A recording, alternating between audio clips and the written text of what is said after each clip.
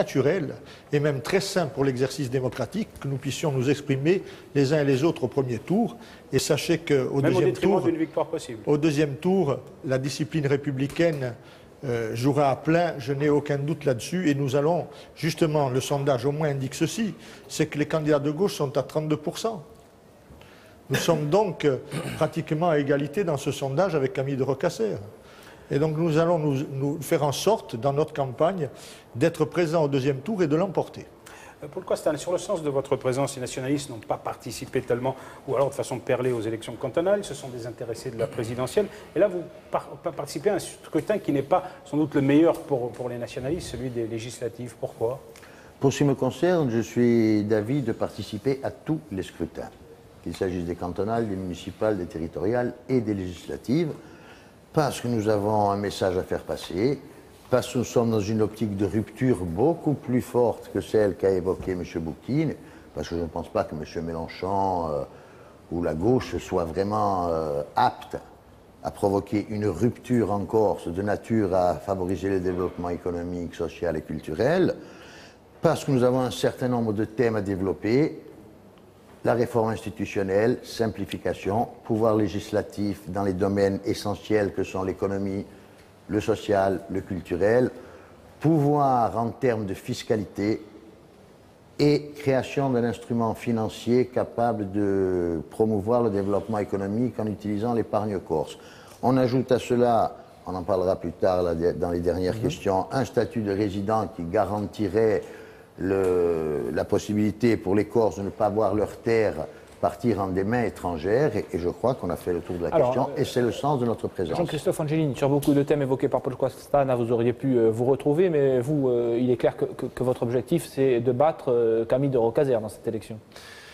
Non, ça m'inspire Sébastien Thiers et plusieurs choses. La première, mon objectif n'est pas de battre Camille de Rocasser. Mon objectif est de... Un petit peu, quand même. Mon objectif est de devenir député. Je l'ai déjà dit, je ne conçois pas comme une nécessité impérieuse, pas plus que comme une fin en soi, le fait de battre, et notamment Camille de Rocasser, que j'ai eu l'occasion d'affronter à plusieurs reprises, dans divers scrutins. Comparaison ne vaut pas raison. Je ne veux pas dire que les législatives sont en tout point comparables aux scrutins qui nous ont opposés. Ce que je dis simplement, c'est qu'il y a des tendances à l'œuvre, mais qu'il y a aussi un respect, une diversité politique dans l'extrême sud et au-delà, et qu'il y a incontestablement des résultats.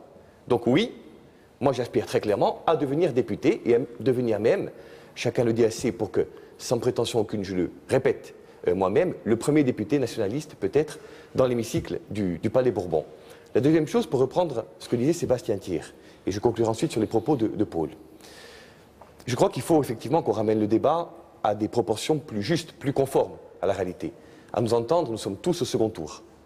À nous entendre, nous sommes tous mécontents du sondage.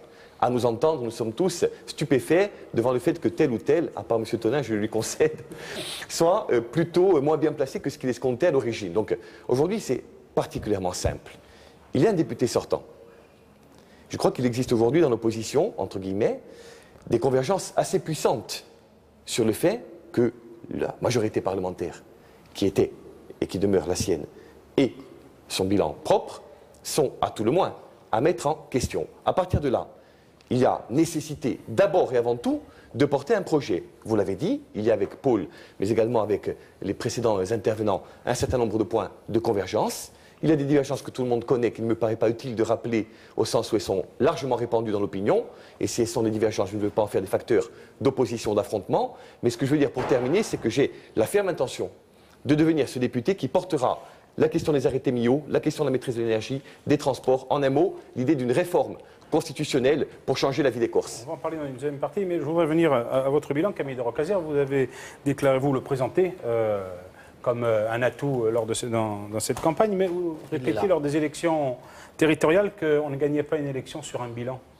Oui, mais si vous voulez, je suis obligé quand même de répondre à cette fantaisie de dire que je n'aurais pas de bilan et que j'aurais passé dans un reproche qu'on me fait assez souvent, du temps à Paris, pour ne rien faire. Non, je ne parle pas. Non, mais Jean-Christophe, je ne parle pas de Jean-Christophe Angelini. Voilà, très bien. Je n'essaye pas de faire un débat entre Camille de Rocasser et Jean-Christophe Angelini. Nous ne le laisserions pas faire, monsieur le député. Mais j'espère bien.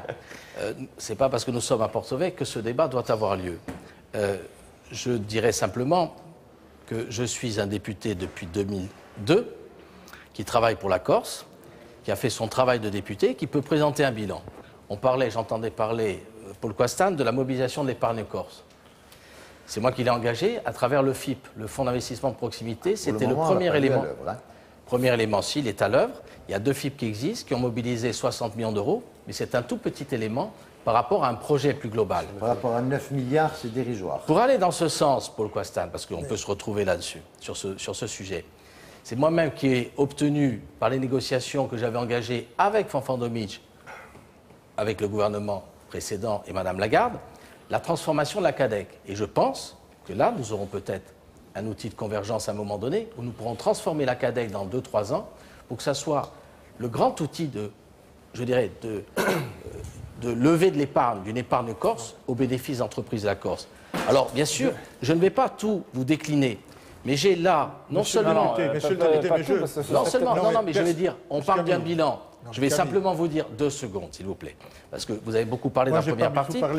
Je vais simplement dire que là, il y a l'action du parlementaire que j'ai été, en termes d'amendements parlementaires.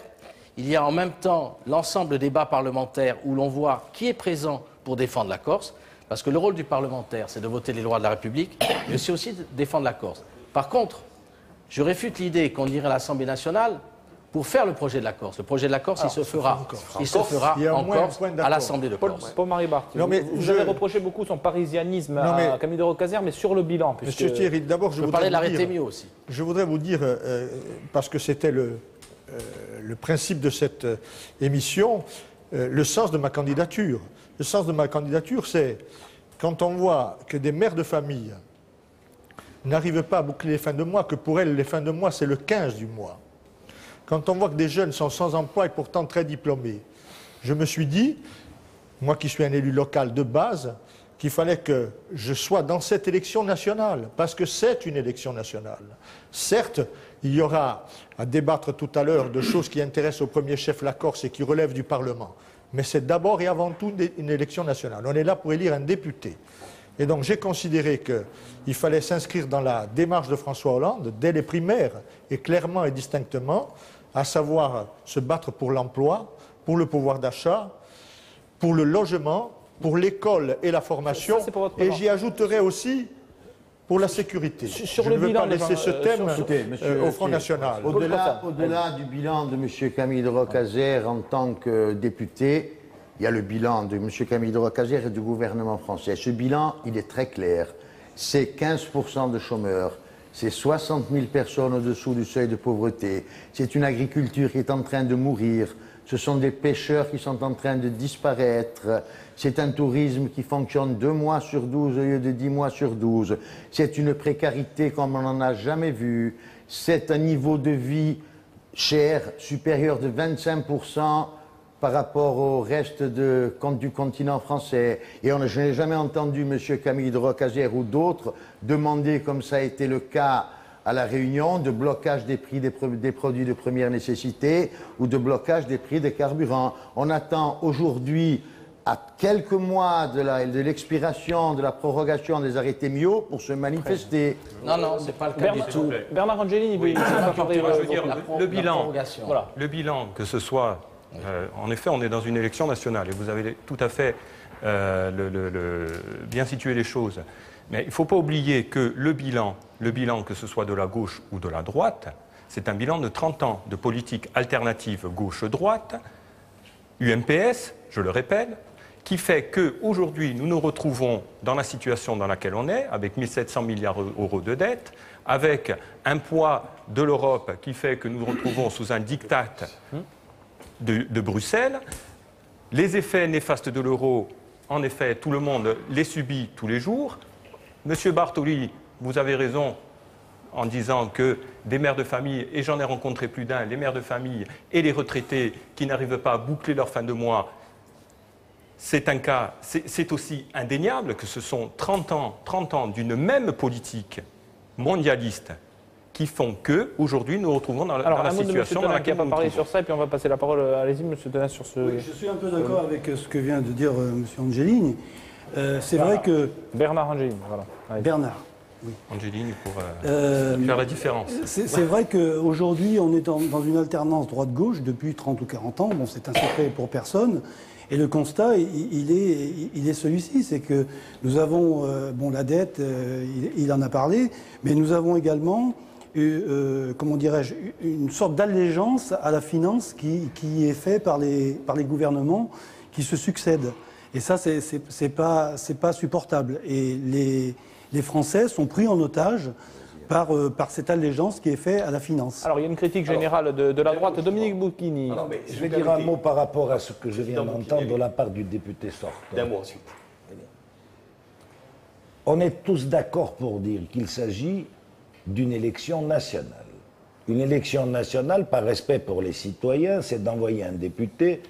Pas l'outrecuidance d'expliquer à Camille ce qu'est un député. Ce serait malhonnête intellectuellement de ma part. Mais il ne faut pas que nous confondions autour de la table une élection cantonale, une élection territoriale avec une élection nationale. L'élection nationale, un parlementaire généralement approuve l'action d'un gouvernement ou désapprouve l'action d'un gouvernement. Ça, c'est une donnée de base. La donnée de base, la deuxième qui me paraît importante, c'est que c'est bien la gauche qui a gagné. Nous, on a participé avec les voix de Mélenchon à ce que Hollande gagne. Et depuis que Sarkozy a été battu par la personne, on respire mieux dans ce pays, me semble-t-il. Or, qu'a fait Camille de Rocazère, si on regarde bien les choses? Généralement, il a appliqué tout à fait loyalement, j'allais même dire, s'il me le permet, le doigt sur la couture du pantalon, la politique de Sarkozy en Corse. Le résultat, c'est que maintenant, c'est la gauche qui est aux affaires et il faut changer de braquet. Je vais donner quelques éléments d'explication de l'état dans lequel se trouve la Corse. Avec des statistiques, elles ne viennent pas de Moscou, elles viennent d'Eurostat. Pour la raison de dire qu'il y a des difficultés au niveau du chômage. Monsieur le préfet de région l'an dernier, en plein mois d'août, a fait une conférence de presse en disant qu'on avait atteint le pic de 17% de chômeurs. En plein été, lorsque il y a des gens et des jeunes qui peuvent travailler. Écoutez, on est en même temps, je regrette qu'il n'y ait pas de dames, j'allais dire mesdames, messieurs, on est en même temps champion de France des suicides. On est champion dernier en France de l'accueil de la petite enfance. On est champion de France de la fréquentation des restos du cœur.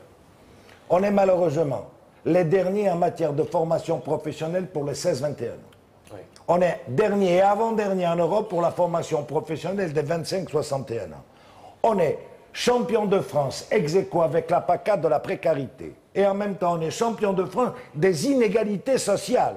Donc, lorsque Camille, que je respecte et il le sait, dit « je défends les intérêts de la Corse », il défend à sa manière les intérêts d'une certaine Corse, parce qu'on ne peut pas défendre les intérêts populaires et les intérêts de ceux qui, en Corse, gagnent de l'argent et ont de l'argent. Quand je parlais d'un consensus puissant qui existe entre un certain nombre de candidats actuellement opposés aux députés sortants, c'est bien un certain nombre des thèmes mis en exergue et par Paul et par Dominique que je faisais clairement référence. Je voudrais en ajouter quelques autres. Le problème aujourd'hui, c'est qu'on a d'une part un bilan, une activité parlementaire qui est celle, au-delà de Camille de Rocazère, d'une majorité, et Dominique Bocchini a bien fait de le préciser, et d'autre part une situation vécue au quotidien. Et aujourd'hui, on voudrait faire accréditer l'idée qu'il y a un décalage, qu'il y a en gros un bilan qui est là, qui est posé, qui est positif, et puis une réalité qui, elle, est en train de s'améliorer. Chacun sait que durant la décennie écoulée, la réalité de la Corse et de son peuple, loin, très loin de s'améliorer, se sont considérablement dégradés et ont, je dirais, empiré de façon désastreuse. On a vu un certain nombre d'exemples.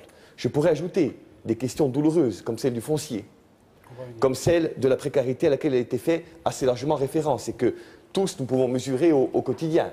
On pourrait parler aujourd'hui du fait que des jeunes de mon âge sont souvent dans l'incapacité de quitter le domicile parental parce que ne pouvant payer les loyers qui sont demandés aujourd'hui sur le marché, etc., etc. Donc je crois qu'il y a véritablement un problème. Et je voudrais aussi parler en deux mots des pantalonnades, car on en a eu beaucoup ces derniers temps. La première, puisqu'il est question du bilan de Nicolas Sarkozy et du député sortant, le GALCI. Bon, c'est un mensonge d'État. Pas du tout. C'est un mensonge d'État, Camille de Rocazère.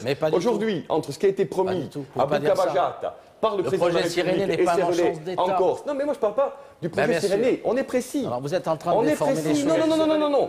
On est précis. C'est l'arrivée, c'est le tuyau qui devait partir. C'est le problème entre les Algériens et les Sardes et les Italiens. Ça n'a rien à voir avec le projet Cyrénée. Porté tardivement. 2, trop lourd financièrement. 3, soumis à des relations diplomatiques compliquées entre la France, l'Algérie et l'Italie.